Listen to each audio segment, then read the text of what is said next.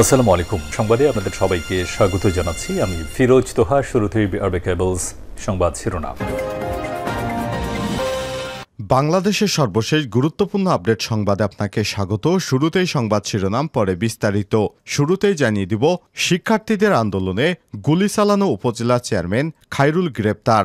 নেত্রকোনার বারাট্টায় বৈষম্যবিরোধী ছাত্র আন্দোলন চলাকালীন ছাত্র জনতার উপর গুলিবর্ষণকারী সাবেক উপজেলা চেয়ারম্যান খায়রুল কবির খোকনকে গ্রেপ্তার করেছে র্যাব। এরপর জানিয়ে দিব, বৈষম্যবিরোধী ছাত্র আন্দোলনে দুই পক্ষের সংঘর্ষে আহত 4।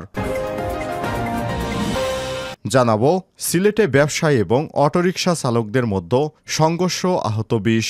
তুচ্ছ ঘটনায় সিলেটে ব্যবসায়ী এবং সিএনজি চালিত অটোরিকশা চালকদের মধ্যে ধা পাল্টা ধা এবং সংঘর্ষের ঘটনা ঘটে।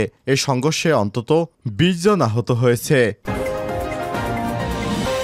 জানিয়ে দিব, এক ফ্যাসিস্ট সরকারকে বিদায় করেছি, অন্য ফ্যাসিস্টকে জায়গা দিতে নয় বললেন বৈষম্যবিরোধী ছাত্র আন্দোলনের অন্যতম সমন্বয়ক সাজিস আলম।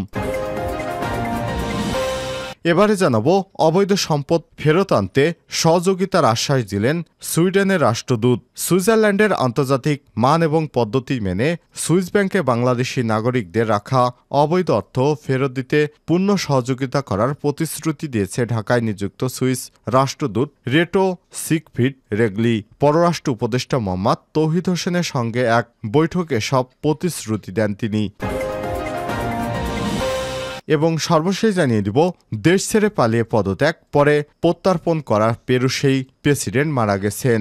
ল্যাতিন আমেরিকার দেশ পেরুর প্রেসিডেন্ট থাকাকালে মানবতা বিরোধী অপরাধের দায়ে ব্যাপক আলোচনার পর দেশ ছেড়ে পালিয়ে গিয়ে পদত্যাগ করেছিলেন আলবের্তো ফুজিমোরি। পরে তাকে গ্রেপ্তার করে দেশে প্রত্যার্পণ করা হয়। আদালতে দোষী সাব্যস্ত হয়ে 25 বছরের কারাদণ্ডপ্রাপ্ত 16 বছর জেল খাটার পর বুধবার মারা গেছেন তিনি। 1990 থেকে 2002 সাল পর্যন্ত পেরুর ক্ষমতায় ছিলেন ফুজিমোরি। প্রেসিডেন্ট থাকাকালে বামপন্থী গেরিলা বিদ্রোহ দমনে ফুজিমোরির কঠোর অবস্থানের কারণে তার বিরুদ্ধে মানবাধিকার লঙ্ঘনের অভিযোগ ওঠে। তার শাসনামলে পেরুর তথাকথিত সন্ত্রাসবিরোধী যুদ্ধের অংশ হিসেবে বামপন্থী শাইনিং পাথ এবং তুপাক আমারু বিদ্রোহী গোষ্ঠীদের উপর রক্তক্ষয়ী দমনপীড়ন চালানো হয়। প্রিয় দর্শক, এতক্ষণ শুনছিলেন সংবাদ শিরোনাম, এবারে বিস্তারিত।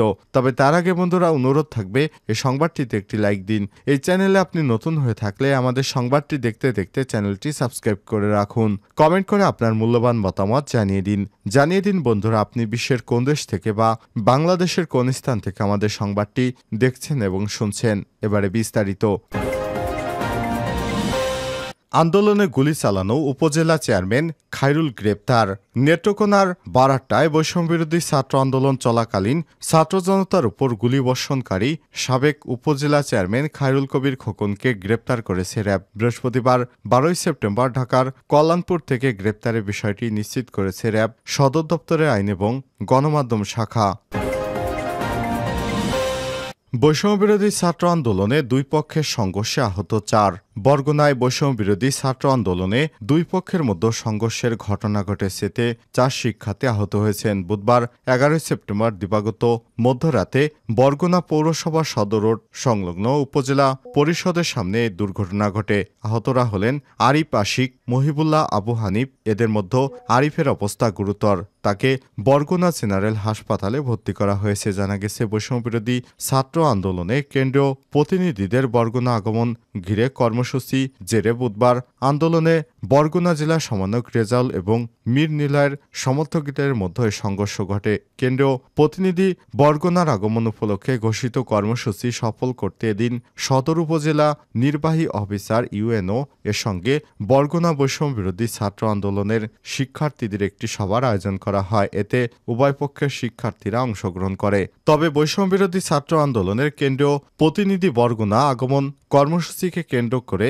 বাতিল ঘোষণা করা হয়। পরে উপস্থিত শিক্ষার্থীদের মধ্যে বিগত সময় নানা কর্মসূচি নিয়ে কথাবার্তার এক পর্যায়ে দুই পক্ষের মধ্যে বাকবিতণ্ডার সৃষ্টি হয়। পরবর্তী উভয় পক্ষ উপজেলা নির্বাহী অফিসার কার্যালয় থেকে বের হয়ে বরগুনা পৌর শহরের উপজেলা পরিষদ সংলগ্ন সদর রোড এলাকায় গেলে তাদের মধ্যে সংঘর্ষের ঘটনা ঘটে। এক পর্যায়ে খবর পেয়ে পুলিশ পরিস্থিতি নিয়ন্ত্রণে আনলে আহতদের উদ্ধার করে বরগুনা জেনারেল হাসপাতালে পাঠানো হয়েছে। এ বিষয়ে কথা হলে বরগুনা বৈষম্যবিরোধী ছাত্র আন্দোলনের সমন্বয়ক রেজাল বলেন, কেন্দ্রীয় প্রতিনিধিদের আগমন উপলক্ষে আমরা সবাই একত্রে উপজেলা নির্বাহী অফিসারদের সঙ্গে একটি সভায় যোগ দিই। এ সময় গত 4 আগস্টের কর্মসূচি বরগুনায় কী কারণে বন্ধ হয়েছিল তা নিয়ে নিজেদের মধ্যে আলোচনা হলে মীর নিলয়ের নাম উঠে আসে। এতে নিলয় ক্ষিপ্ত হয়। পরবর্তী আমরা বের হয়ে সদর রোড এলাকায় গেলে আমাদের উপর হামলা চালানো হয়। এই ঘটনায় রাতে থানায় কোনো অভিযোগ না দিলেও ভুক্তভোগী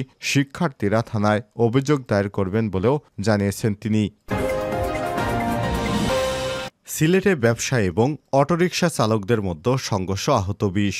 তুচ্ছ ঘটনায় সিলেটে ব্যবসায়ী এবং সিএনজি চালিত অটোরিকশা চালকদের মধ্যে পাল্টা এবং সংঘর্ষের ঘটনা ঘটেছে। বৃহস্পতিবার 12 সেপ্টেম্বর দুপুর থেকে থেমে থেমে এই সংঘর্ষ এবং পাল্টা ঘটনা ঘটে। এতে উভয় পক্ষের অন্তত 15 থেকে 20 জন আহত হয়েছে। এছাড়াও এই সংঘর্ষের ঘটনায় 25 থেকে 30টি গাড়ি ছাড়াও 5টি দোকান ভাঙচুর চালানো হয়। প্রত্যক্ষদর্শী সূত্র থেকে জানা গেছে, নগরীর বন্দরবাজার এলাকায় সিটি সুপার মার্কেটের সামনে রাস্তায় অটোরিকশা পার্কিং এবং যাত্রী উঠানো নামানো নিয়ে কয়েকদিন ধরেই ব্যবসায়ী এবং অটোরিকশা চালকদের মধ্যে দ্বন্দ্ব চলে আসছিল। বৃহস্পতিবার দুপুর 1টার দিকে মার্কেটের সামনে একটি অটোরিকশা যাত্রী নামিয়ে নতুন ভাড়া নিতে গেলে ব্যবসায়ীরা তাকে গাড়ি সরিয়ে ফেলতে বলেন। ওই সময় বিষয়টি নিয়ে অটোচালক এবং ব্যবসায়ীদের মধ্যে বাকবিতণ্ডা শুরু হলে আরও কয়েকজন অটোচালক জড়ো হন এবং ব্যবসায়ীর উপর চড়ো হন। এক পর্যায়ে বিষয়টি নিয়ে দুই পক্ষের মধ্যে সংঘর্ষ এবং হাতাহাতি হয়। এই ঘটনার জেরে কিছুক্ষণ পরই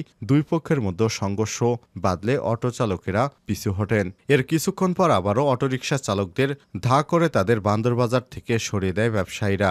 এ সময় অটোচালকদের লক্ষ্য করে ইটপাটকেল নিক্ষেপ করেন ব্যবসায়ীরা। পরে দফায় দফায় এভাবে হাতাহাতি পাল্টা এবং সংঘর্ষ হলে সিটি মার্কেটের 5টি দোকান ভাঙচুর করে অটোচালকেরা।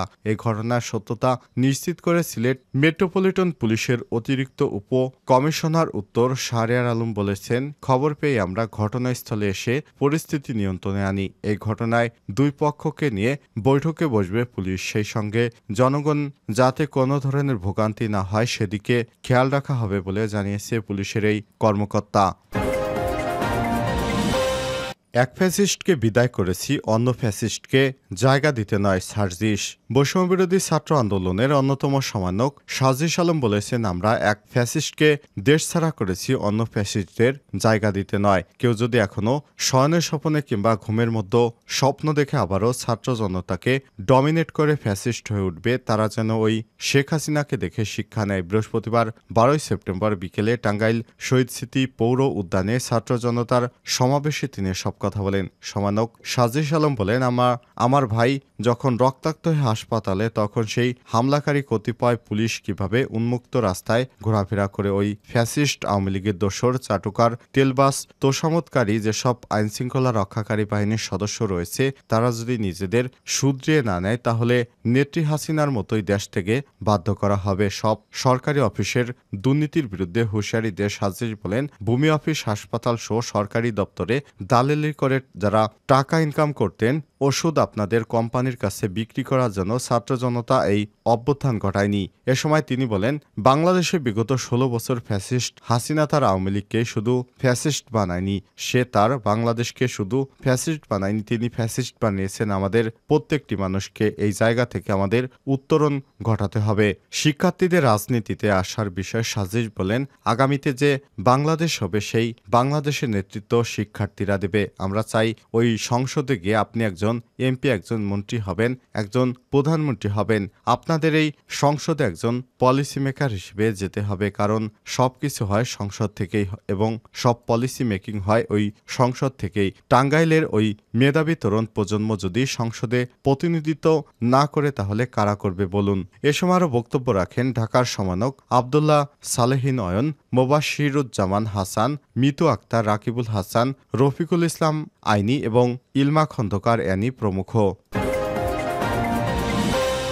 অবৈধ সম্পদ ফেরাতে সহযোগিতার আশ্বাস সুইস রাষ্ট্রদূতের। সুইজারল্যান্ডের আন্তর্জাতিক মান এবং পদ্ধতি মেনে সুইস ব্যাংকে বাংলাদেশি নাগরিকদের রাখা অবৈধ অর্থ ফেরত দিতে পূর্ণ সহযোগিতা করার প্রতিশ্রুতি দিয়েছেন ঢাকায় নিযুক্ত সুইস রাষ্ট্রদূত রেটো সিগফ্রিড রেঙ্গলি। পররাষ্ট্র উপদেষ্টা মোহাম্মদ তৌহিদ হোসেনের সঙ্গে এক বৈঠকে প্রতিশ্রুতি দিয়েছেন তিনি। বৃহস্পতিবার 12 সেপ্টেম্বর পররাষ্ট্র মন্ত্রণালয়ের এক আলোচনা সভায় সব প্রতিশ্রুতি ব্যক্ত করেছেন তিনি। সম্প্রতি ছাত্র নেতৃত্বাধীন গণ অভ্যুত্থানে একটি বিস্ময়কর ঘটনা হিসেবে উল্লেখ করে সুইস রাষ্ট্রদূত এবং এই পরিবর্তনকে বাংলাদেশকে ব্যাপক সংস্কারের একটি সুযোগ হিসেবে অভিহিত করেছে এবং সংস্কার প্রক্রিয়ায় সুইস সরকারের সমর্থন আশ্বাস দেন। পররাষ্ট্র উপদেষ্টা এ উদ্দেশ্যে অন্তর্বর্তীকালীন সরকারের কয়েকটি কমিশন গঠনের গুরুত্বপূর্ণ সিদ্ধান্তের কথা তুলে ধরেন। উভয় পক্ষই জাতিসংঘের গুমবিরোধী সনদে বাংলাদেশে যোগদানে আনন্দ প্রকাশ করে এবং মানবাধিকার কর্মসূচি আরও সমন্বিত রাখতে একসঙ্গে কাজ করতে সম্মত হয়। বাণিজ্যিক এবং বিনিয়োগের ক্ষেত্রে সুইস রাষ্ট্রদূত বাংলাদেশকে একটি সম্ভাবনাময় বাজার হিসেবে অভিহিত করে।